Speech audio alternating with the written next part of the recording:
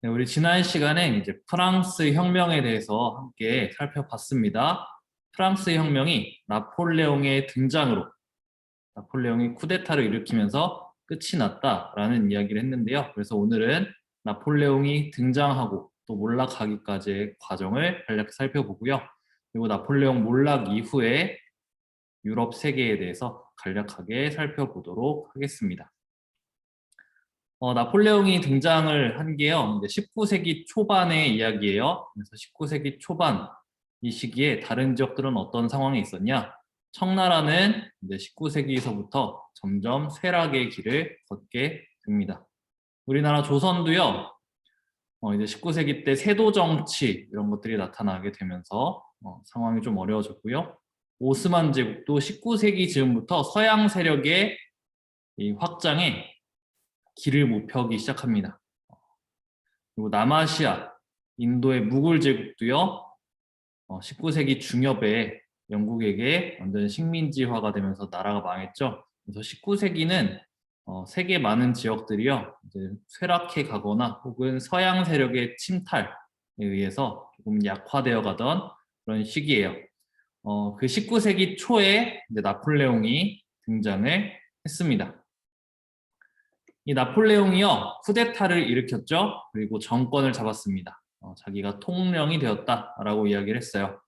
이 통령이 된 나폴레옹이 혁명의 성과를 이어받아서 여러 가지 개혁 정치들을 펼치게 됩니다. 그 중에 대표적인 게 나폴레옹 법전인데요.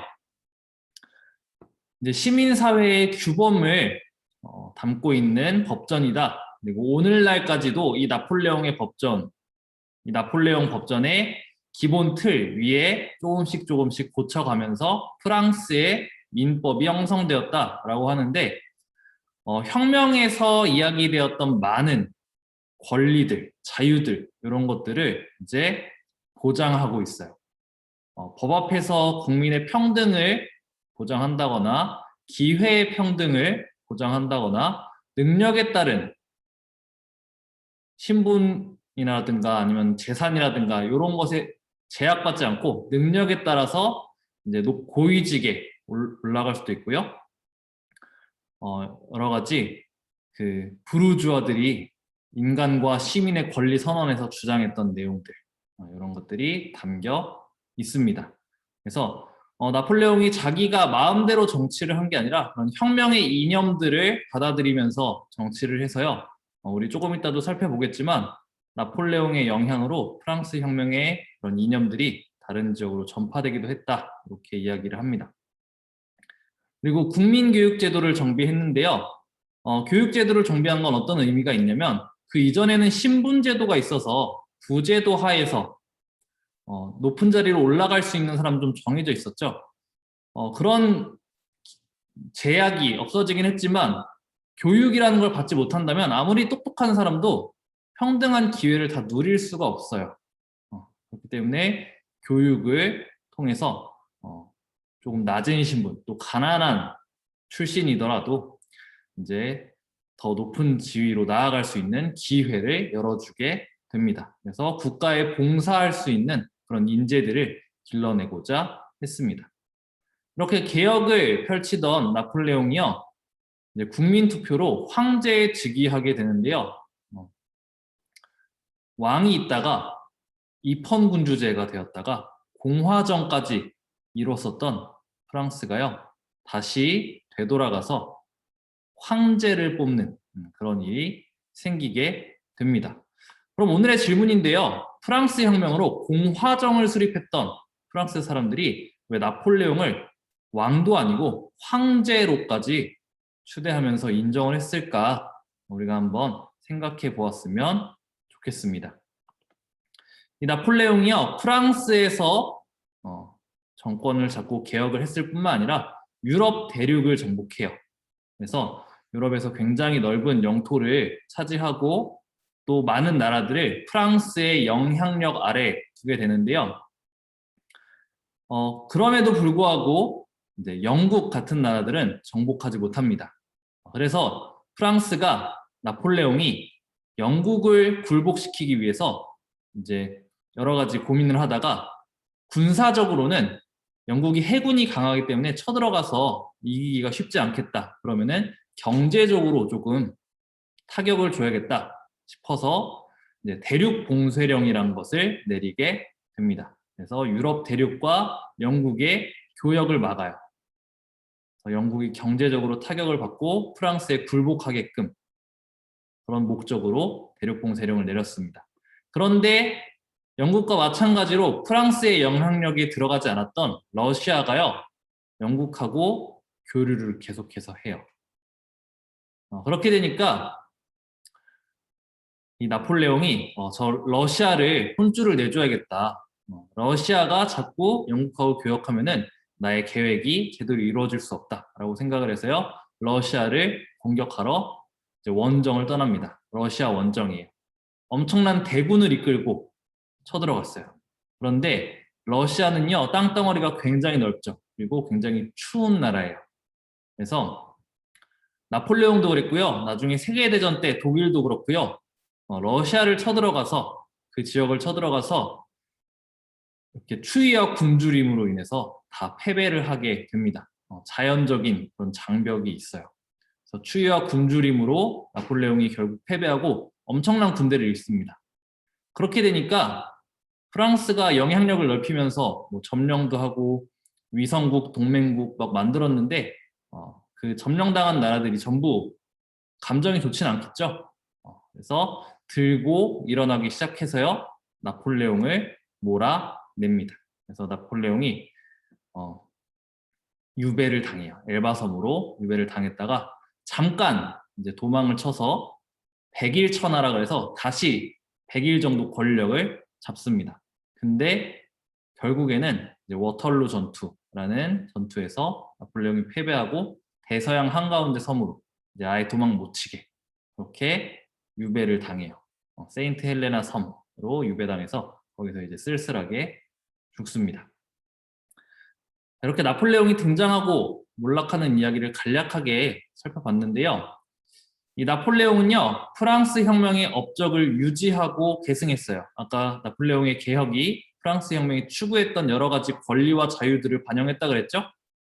그래서 프랑스 혁명의 여러 가지 열매들을 무시하지 않았습니다. 그리고 그렇게 유지하고 계승한 프랑스 혁명의 업적을요, 정복 전쟁을 통해서 다른 지역에도 확산시켰어요. 나폴레옹이 자기가 이제 영향력을 행사하게 된 나라에 나폴레옹 법전을 적용하려고 합니다. 나폴레옹의 영향력 안에 들어갔던 많은 나라들이요, 절대 왕정, 절대 왕권 아래에 있었던 국가들이 많아요. 그런데 나폴레옹 법전을 보니까 자유와 권리들이 이야기되고 있어요. 다른 나라한테, 프랑스한테 점령당하고 지배당하긴 하지만 그 이전에 누릴 수 없었던 자유와 권리들을 누리게 됩니다. 프랑스 이외에 점령당한 또 영향력 안에 들어간 많은 나라의 사람들이 그런 새로운 경험을 하게 돼요. 여러분들도 그렇겠지만 뭔가 자유가 있다가 자유가 사라지는 거 굉장히 불편하죠. 그리고 계속해서 자유를 누리고 싶어요.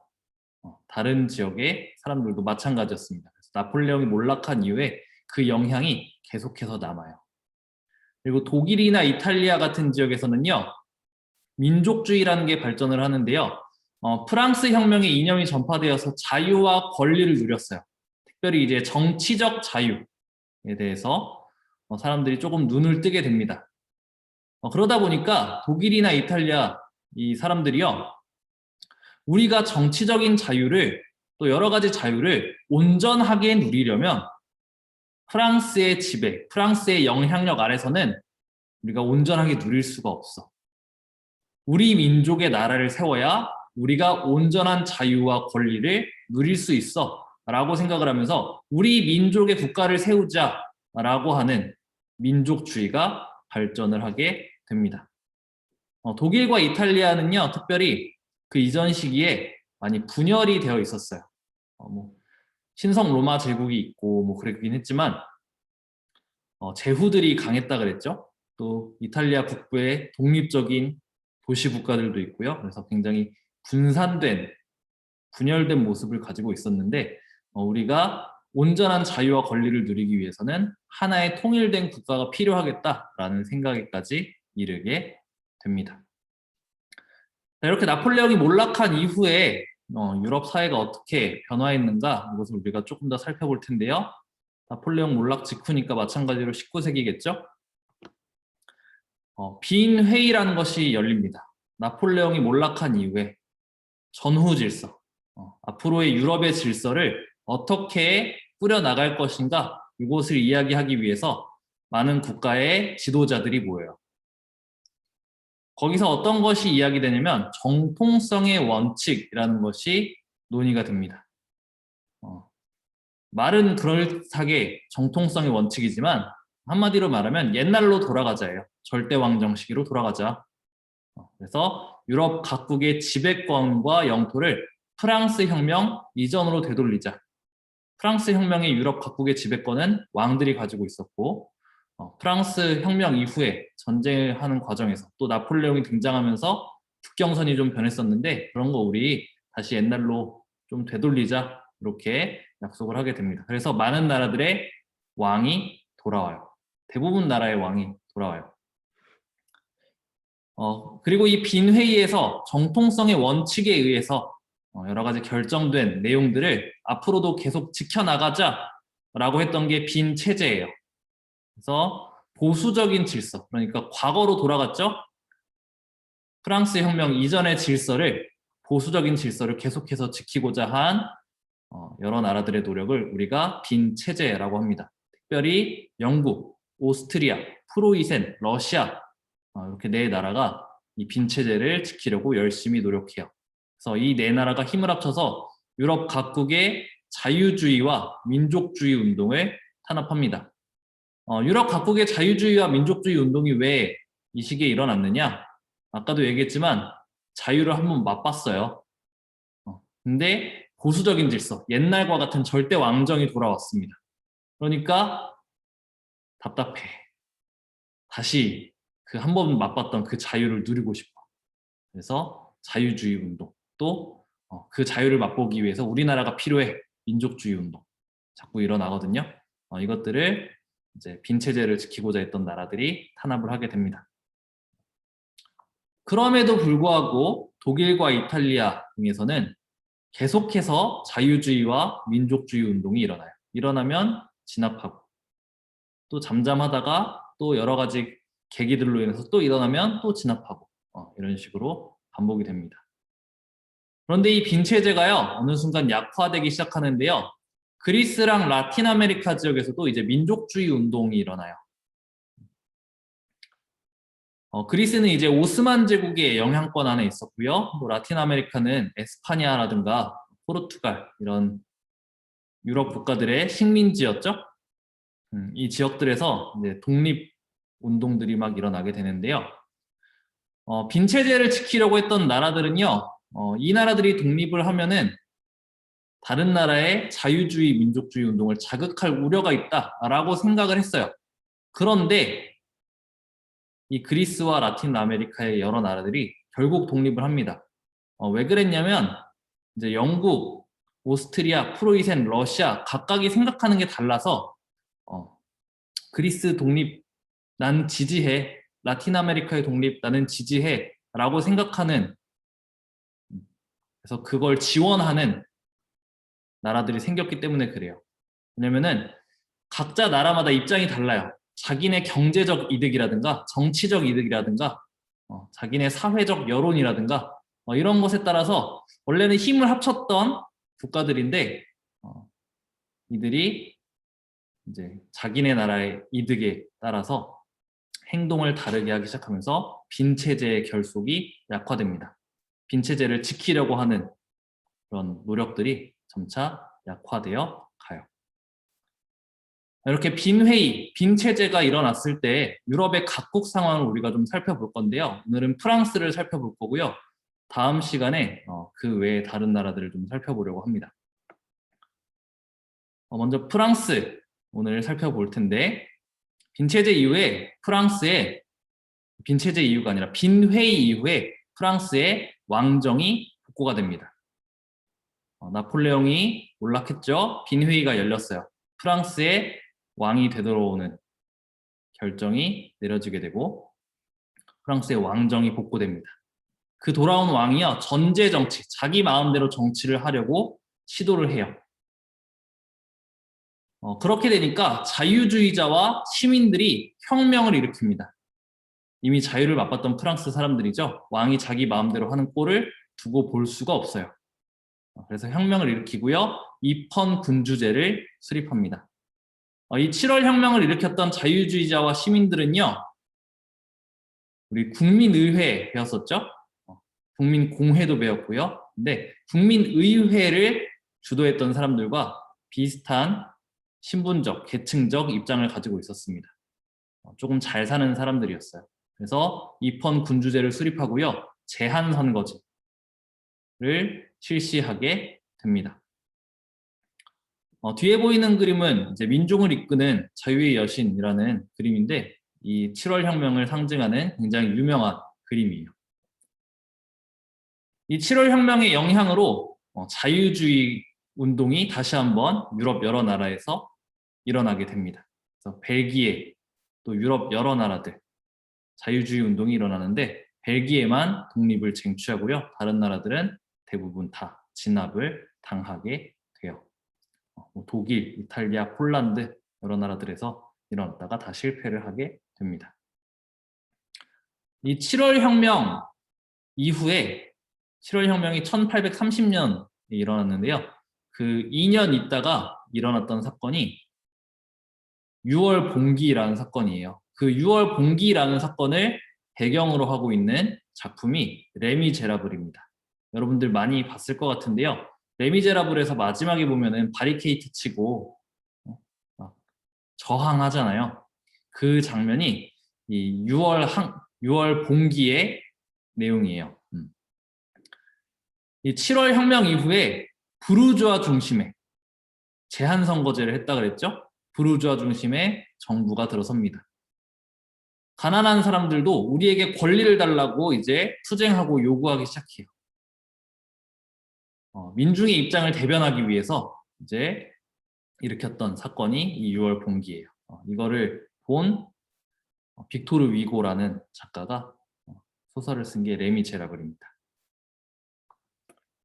그런데 이제 그 당시에는 이 6월 봉기가 진압을 당하고요. 결국 많은 사람들에게 참정권이 돌아가게 된 것은 2월 혁명 때인데요. 이 2월 혁명은 1848년, 그러니까 7월 혁명 있다가 18년 후 6월 봉기 일어나고도 16년 후에 2월 혁명이 일어나면서 그때서야 참정권이 조금 더 넓은 사람들에게, 많은 사람들에게 돌아가게 됩니다.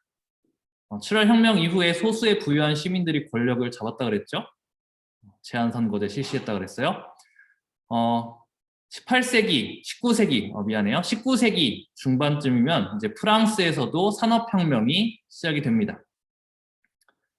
이 산업혁명에서 성장한 중하층 계급과 노동자들이요, 이제 혁명을 일으켜요. 그 이전에 농업사회, 농업 중심의 사회에서는요, 사람들이 조금 듬성듬성 있어요. 넓은 땅에 농사 짓는 사람들이 듬성듬성 있는데, 산업혁명이 일어나면서 공장이라는 좁은 공간에 많은 사람들이 함께 모이게 됩니다. 그러면서 이제 불만 사항이라든가 이런 것들을 함께 이야기할 수 있는 뭔가 공간이 형성이 돼요. 그리고 이 시기에 유럽의 사회주의, 공산주의 이론들이 등장을 합니다. 그런 것들이 영향을 미쳐서요. 사람들이 우리도 뭔가 뒤집어 엎어보자, 혁명을 일으켜보자. 그래서 혁명이 일어나고요. 왕을 쫓아내고 공화정이 수립됩니다. 이 2월 혁명 시기에 그래서 굉장히 다양한 주장들이 등장했다 그래요. 실제로 사회주의, 공산주의적 주장까지도 막 등장을 했대요. 근데 프랑스 사람들이 선거를 통해서 그런 주장들은 조금 떨어뜨렸다고 합니다. 이 2월 혁명의 영향으로요, 유럽 여러 나라에서 자유주의와 민족주의 운동이 다시 발생해요. 자유주의, 민족주의 운동이 막 일어났다가 한번 사그라들었다가 또 일어났다가 사그라들었다 한다 그랬죠. 그래서 이 2월 혁명의 영향으로 다시 여러 나라에서 민족주의 운동이 발생하고요. 우리 다음 시간에 살펴볼 나라들 있는데요. 그중에 특별히 이탈리아나 독일 같은 경우는 이 2월 혁명의 영향으로 또 민족주의 운동이 일어나면서 독립을 하게 됩니다. 그건 다음 시간에 우리가 살펴볼게요. 그래서 오늘은 나폴레옹의 등장과 몰락, 그리고 빈체제, 빈체제 하에서 여러 나라들 중에 특별히 프랑스만 먼저 살펴봤습니다.